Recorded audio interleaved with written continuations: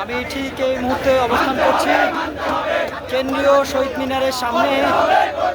এখানে শিক্ষকরা কিন্তু স্লোগানে উৎসবমুখর হয়ে এই মুহূর্তে সারা বাংলাদেশ থেকে বিভিন্ন জেলা উপজেলা এবং গ্রাম প্রান্তর থেকে হাজার হাজার শিক্ষক এই কেন্দ্রীয় শহীদ মিনারে একত্রিত হয়েছে তাদের 20% বাড়ি ভাড়া দাবিতে, যাতে সরকার যাতে প্রজ্ঞাপন জারি করে সেজন্য তারা কিন্তু এখানে একত্রিত হয়েছে।